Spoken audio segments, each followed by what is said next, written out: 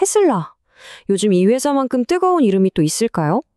그런데 말이죠. 이 회사 안에는 서로 너무 다른 두 개의 얼굴이 존재하면서 투자자들을 엄청나게 헷갈리게 만들고 있습니다. 오늘 저희가 할 일은 바로 이겁니다. 이 복잡하게 얽힌 테슬라의 진짜 가치를 한번 제대로 파헤쳐 보는 거죠. 자, 그럼 본론으로 바로 들어가 볼까요?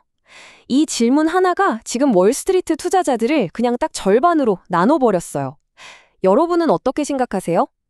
테슬라가 그냥 차 만드는 회사인가요? 아니면 어마어마한 AI 기업일까요? 이게 지금 시장 분위기를 딱 보여주는 건데요. 정말 극과 극이에요.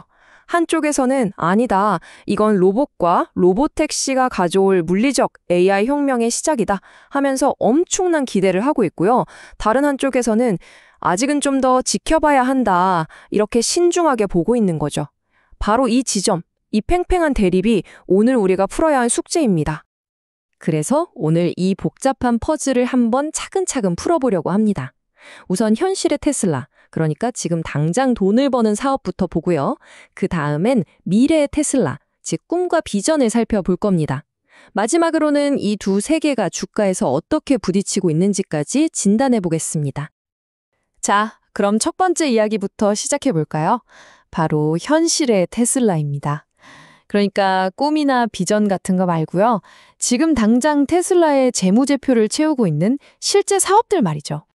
이것 좀 보세요. 중국 시장 데이터인데 정말 중요하거든요.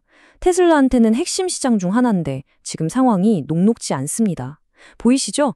BYD 같은 중국 현지 기업들이 판매량에서 그냥 압도적으로 치고 나가고 있어요. 이게 그냥 누가 더 많이 파냐 이런 단순한 문제가 아니에요. 더 깊이 들어가 보면 이건 완전히 다른 두 회사의 전쟁입니다. 테슬라는 소프트웨어로 세상을 바꾸겠다는 쪽이고 BYD는 제조업의 힘으로, 그러니까 원가 경쟁력으로 밀어붙이는 쪽이죠. 사업 철학 자체가 정면으로 부딪히고 있는 겁니다. 그런데 우리가 현실의 테슬라 얘기할 때 맨날 자동차 얘기만 하잖아요? 이거 큰 실수입니다. 사람들이 잘 모르는, 하지만 정말 중요한 사업이 또 있거든요. 바로 에너지 사업이에요. 근데 이 사업이 얼마나 알짜배기냐면요. 총 이익률이 26.2%나 됩니다. 엄청나죠? 자, 그럼 이 26.2%라는 숫자가 얼마나 대단한 건지 자동차랑 한번 비교해 볼까요?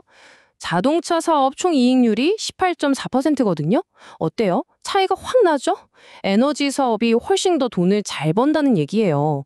이게 왜 중요하냐면 경쟁이 치열해서 실적이 오락가락하는 자동차 사업을 뒤에서 든든하게 받쳐주는 일종의 캐시카우 역할을 해준다는 거죠.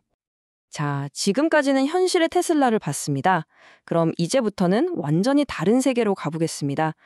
바로 주가를 하늘로 쏘아 올리고 있는 그 꿈, 비전의 테슬라 이야기입니다. 일론 머스크가 옵티머스 로봇을 두고 이런 말을 했어요.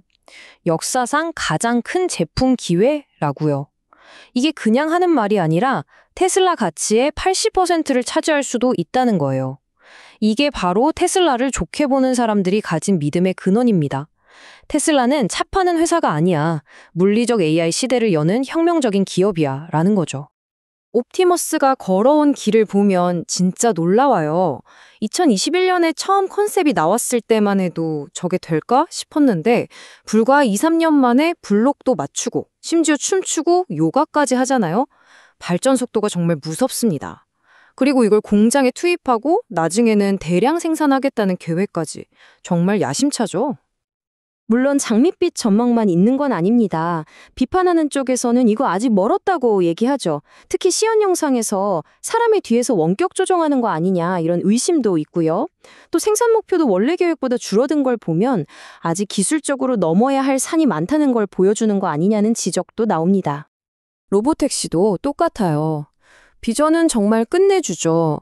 차가 스스로 돌아다니면서 돈을 벌어온다니 상상만 해도 대단하잖아요?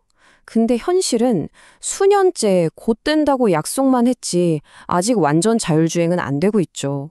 특히 경쟁사들은 라이다 같은 센서를 다 쓰는데 테슬라는 오직 카메라만 고집하거든요.